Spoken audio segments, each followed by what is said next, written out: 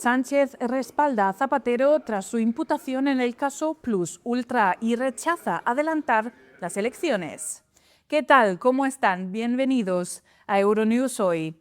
El presidente del Gobierno español ha comparecido este miércoles en el Congreso de los Diputados, donde ha defendido al expresidente Zapatero y la presunción de inocencia.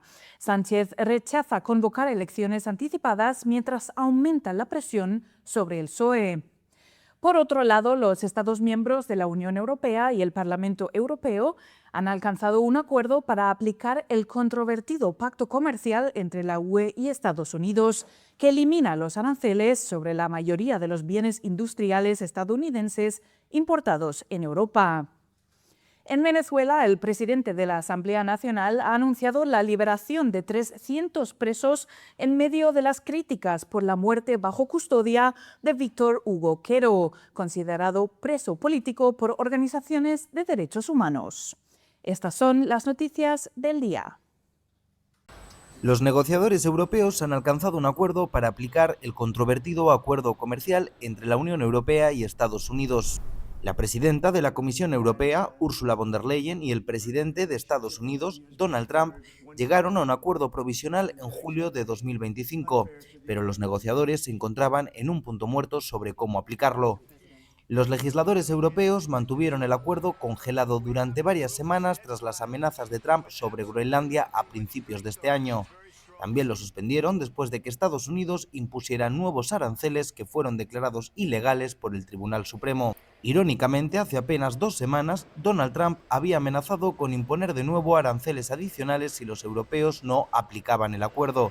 Los eurodiputados han intentado asegurarlo con condiciones, una medida arriesgada que amenaza con enfadar a Washington con disposiciones adicionales que no habría aceptado. Y hay preocupación sobre la posibilidad de que Donald Trump pueda seguir utilizando los aranceles como herramienta de presión política. Después de los retrasos, los diputados al Parlamento Europeo coinciden sobre el acuerdo comercial entre la Unión Europea y Estados Unidos. Euronews ha preguntado a Bernd Lange, el diputado al Parlamento Europeo encargado de este asunto, qué es lo que ha cambiado aparte de las amenazas arancelarias de Estados Unidos sobre los automóviles europeos. Ahora tenemos seguridad y eso es muy importante. Como sabe la base jurídica en Estados Unidos, la Ley de Comercio 1.2.2 expira el 24 de julio y nadie sabe qué vendrá después. Tenemos claro que si nuestro acuerdo no se respeta por parte de Estados Unidos, volveremos a aplicar los aranceles. Hay quien diría que es todo lo contrario. Las salvaguardas se han suavizado y hay una cláusula aquí que sostiene que el acuerdo puede suspenderse, pero solo a partir de 2029. Para entonces, el presidente Trump ya no estará. Tenemos salvaguardias. Tendremos un seguimiento de las consecuencias económicas dentro de la Unión Europea que comenzará 3 meses después de que esta legislación entre en vigor. Y contamos con numerosas cláusulas de suspensión. Y también contamos con una normativa clara que establece que si Estados Unidos no reduce los aranceles para estos productos metálicos hasta finales de año, entonces levantaremos nuestros aranceles para este producto. Tenemos una cláusula de caducidad y esto es realmente nuevo. Esto no estaba previsto. Haremos una evaluación sobre todo el proceso y luego iniciaremos las negociaciones con Estados Unidos.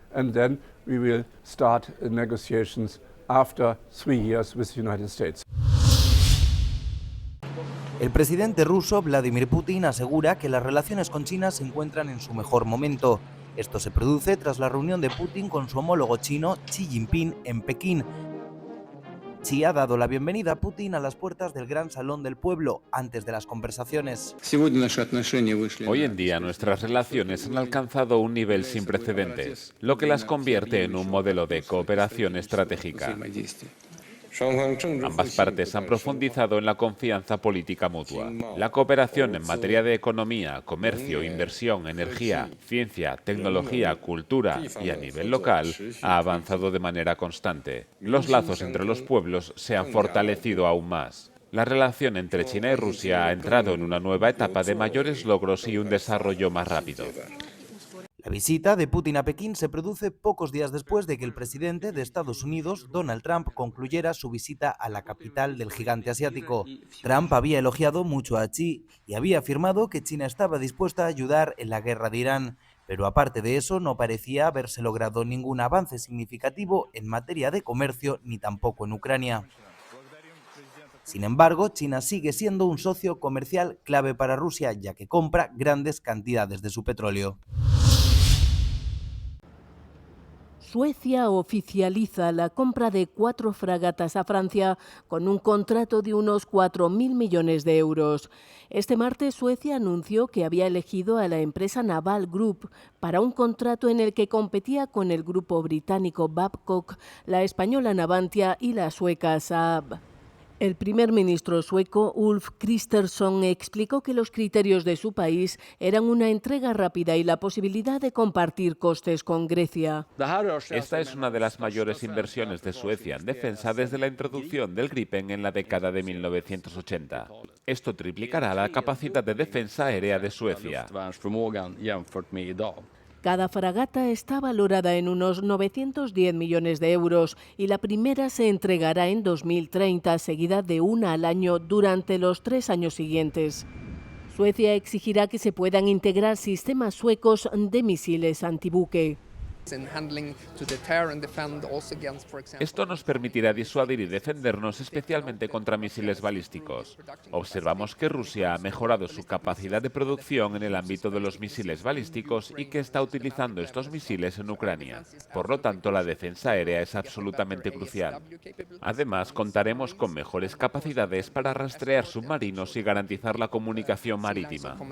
El presidente francés Emmanuel Macron destacó en la red X que esta decisión estratégica refleja la confianza mutua entre ambos países. Suecia puso fin a décadas de neutralidad tras la anexión rusa de Crimea en 2014 y ha acelerado el aumento de su gasto militar desde la guerra en Ucrania, que impulsó su ingreso en la OTAN en marzo de 2024.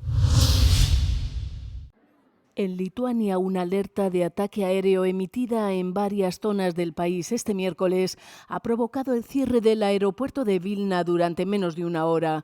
Las autoridades instaron además a la población a ponerse a cubierto.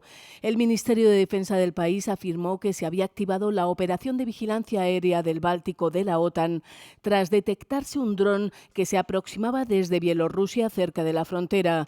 Este tipo de alertas se han vuelto cada vez más habituales en países bálticos como Estonia, pero también en Finlandia, a medida que Ucrania intensifica sus ataques en la cercana región de San Petersburgo.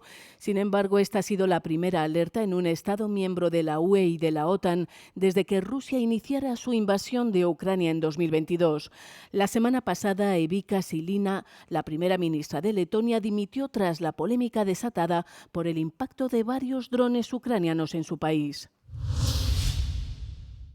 En respuesta a Rusia y a las consecuencias del bloqueo del estrecho de Hormuz, los ministros de Economía y Finanzas hacen hincapié en la cooperación en la reunión del G7 celebrada en París. El ministro francés de Economía y Finanzas, Roland Lescure, reafirmó el compromiso de los países del G7 de mantener la presión sobre Rusia. Puedo decirles que la intención del G7 de seguir ejerciendo presión mediante sanciones contra Rusia fue unánime y que nadie desea que Rusia se beneficie de lo que está sucediendo en Oriente Medio. Según el ministro francés, las discusiones fueron en ocasiones difíciles. El primer día de las reuniones, Estados Unidos anunció que ampliaría temporalmente la suspensión de las sanciones sobre el petróleo ruso almacenado en el mar. El objetivo, frenar la subida de los precios del crudo provocada por el bloqueo del estrecho de Hormuz. Esto se interpretó como una señal de relajación de la presión sobre Rusia, lo que fue criticado por varios miembros del G7. El Grupo de los 7 también debatió las presiones sobre las cadenas de suministro de energía, alimentos y fertilizantes causadas por el cierre de la vía navegable, así como la incertidumbre económica derivada de la guerra en Oriente Medio. Los miembros se comprometieron a una cooperación multilateral para rebajar la tensión de la situación. El G7 se muestra unido en su llamamiento a la reapertura del estrecho de Hormuz. Y creo que la voz del G7 tiene peso. Las reuniones de los ministros de Finanzas del G7 sirven de preparación para la cumbre que se celebrará en junio. Además de los 7 Estados miembros, se ha invitado a Brasil, India, Kenia y Corea del Sur a participar en los debates. Un médico estadounidense que contrajo el virus del ébola cuando atendía a pacientes en la República Democrática del Congo ha sido trasladado en avión al Hospital Charité de Berlín este miércoles. Según un comunicado de prensa emitido por la organización estadounidense para la que trabaja, el doctor Peter Stafford se infectó con la rara cepa Bundibugyo. El Hospital Charité de Berlín cuenta con una de las unidades de aislamiento de alto nivel especializado más grandes y mejor equipadas de Alemania y desempeña un papel clave en las estrategias nacionales e internacionales de control de enfermedades. El brote ha llevado a la Organización Mundial de la Salud a declarar una emergencia de salud pública de importancia internacional. Al menos 80 personas han fallecido a causa del ébola y actualmente no existe ninguna vacuna contra la cepa Bundibugyo. El Ministerio de Sanidad de República Democrática del Congo ha notificado más de 500 casos y más de 130 muertes sospechosas, con casos confirmados también en Uganda. Durante el brote de ébola de 2014 y 2015 murieron más de 11.000 personas en África Occidental. El Parlamento Europeo celebró el martes en Estrasburgo la ceremonia inaugural de entrega de la recién creada Orden del Mérito Europeo, en la que la ex canciller alemana Angela Merkel y el presidente de Ucrania Volodymyr Zelensky recibieron el más alto de los 3 niveles de la distinción. Creada para honrar a personas que han realizado contribuciones significativas a la integración y a los valores europeos, la primera promoción incluyó a 20 galardonados de los ámbitos de la política, la cultura y el deporte. Merkel fue elevada a la categoría más alta de miembro distinguido junto a Zelensky y Lech Walesa, un trío simbólico que une la resistencia democrática, la unidad europea y la perseverancia política. Según el Parlamento Europeo, 13 de los aproximadamente 20 galardonados aceptaron el honor en persona. El premio llega en un momento en que Europa se enfrenta a una renovada incertidumbre, la guerra de Rusia contra Ucrania, la presión para aumentar masivamente el gasto en defensa, los temores provocados por la segunda y disruptiva presidencia de Trump y la intensificación de la competencia con China. Otras personalidades destacadas, como el máximo diplomático del Vaticano, Pietro Parolin, la presidenta de Moldavia, Maya Sandu, y el expresidente del Banco Central Europeo, Jean-Claude Trichet, recibieron niveles inferiores de la distinción.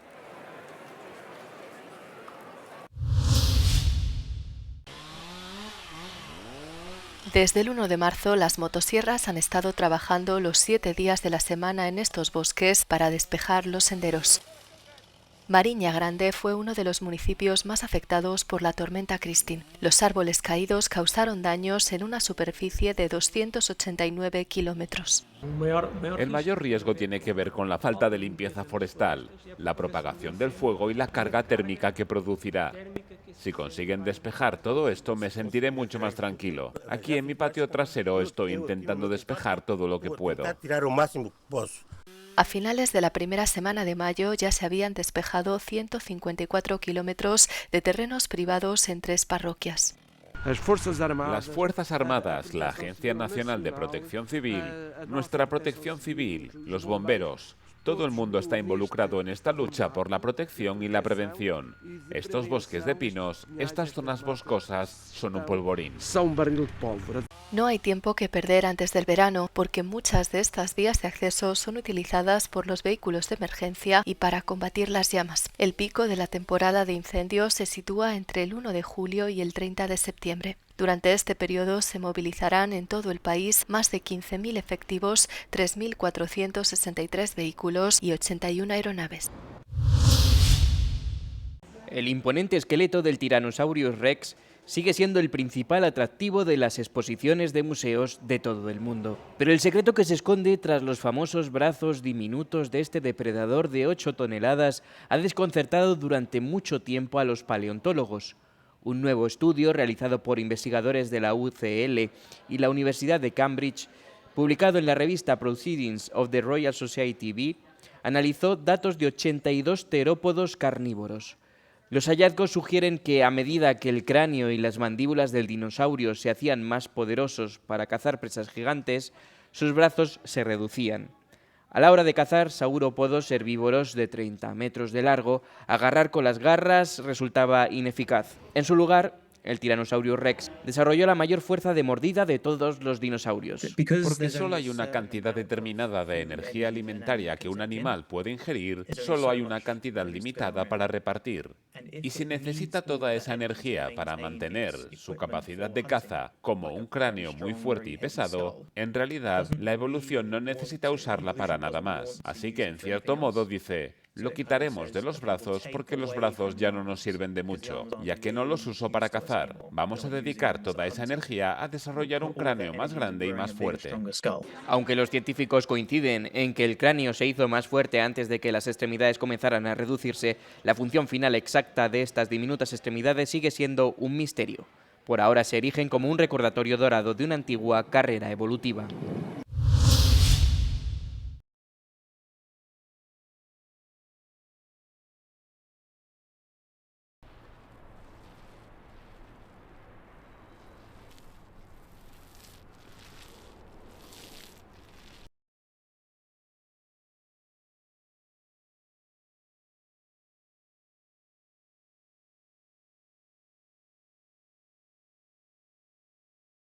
La Bienal de Arte Urbano 2026 es realmente una muestra internacional. Contamos con 50 artistas de 17 países, de 3 continentes, y realmente muestra arte callejero, grafitis y arte urbano en su máxima expresión. Detrás de mí tenemos la instalación del coche, que es una especie de fósil monumental de la movilidad, cubierto por una capa de polvo al estilo de Pompeya. También tenemos ese enorme techo de Amparito, la inscripción en el techo de la Mühle Halle, que es realmente la obra más grande de la exposición.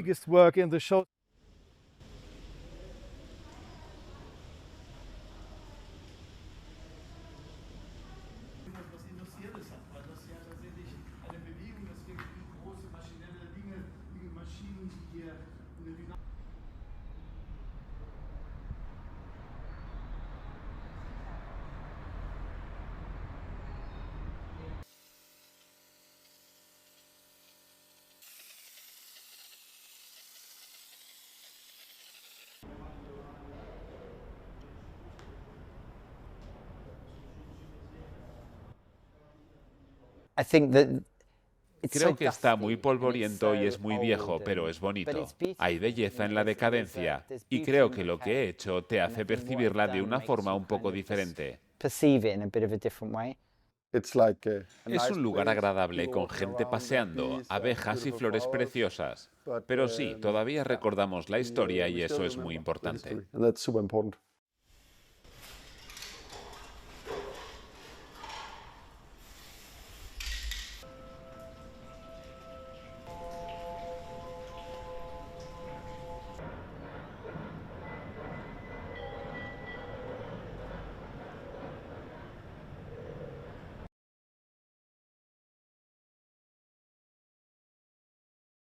Mientras la UE avanza para simplificar los viajes internacionales en tren, ¿qué países registran más viajeros? En 2024, los ciudadanos de la UE realizaron 8.700 millones de viajes en tren, que sumaron un total de 444.500 millones de pasajeros kilómetro. Fue el nivel más alto de los últimos años. Alemania y Francia fueron los que más contribuyeron, con 109.100 y 107.300 millones de pasajeros kilómetro respectivamente. Le siguió Italia con 55.900 millones de pasajeros kilómetro. Por el contrario, 6 países de la UE registraron menos de 1.000 millones de pasajeros kilómetro en 2024, siendo Lituania y Estonia los que registraron las cifras más bajas, con 400 millones de pasajeros kilómetro cada uno. Los viajes en tren dentro de un mismo país predominaron en todos los Estados miembros, representando más del 90% del transporte ferroviario de pasajeros total en los 25 países de la UE en 2024. Las únicas excepciones fueron Luxemburgo y Chequia, cuyo transporte nacional representó el 63,5% y el 82,1% respectivamente. Las estadísticas se dan a conocer mientras la Comisión Europea propone un plan para simplificar los viajes ferroviarios transfronterizos en todo el bloque. Permitirá reservas de billetes únicos en varios operadores ferroviarios en una sola transacción.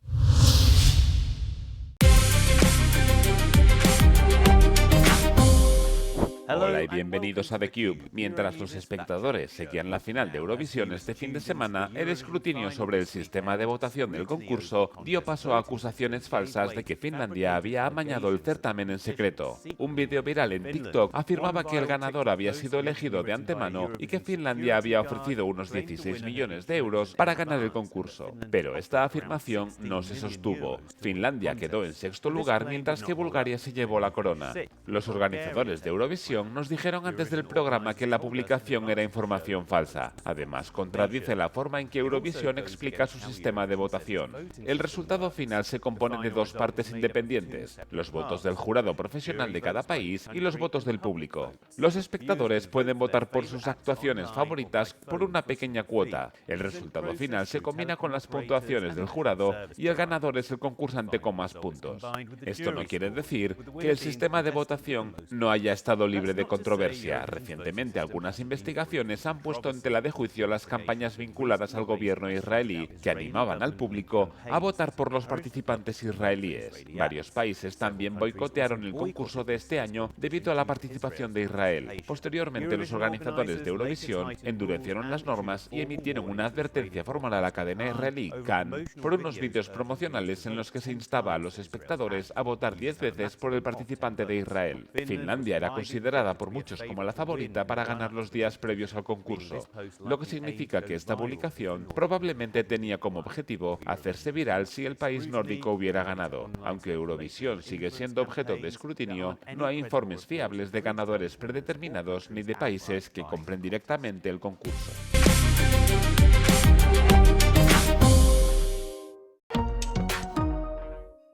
Antes de dejarles con nuestro No Comment del día, les recordamos que pueden mantenerse informados sobre todo lo que ocurre en Europa y el mundo en nuestras redes sociales.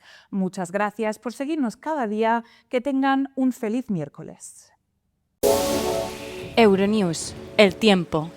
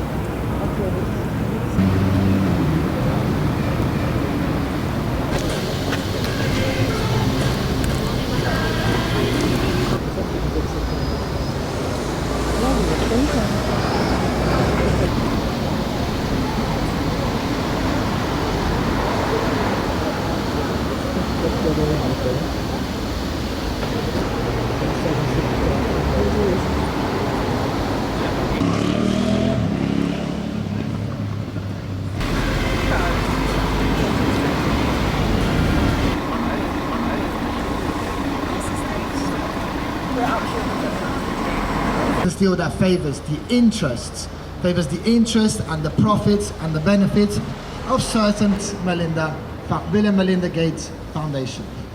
Now, why am I saying this? Well,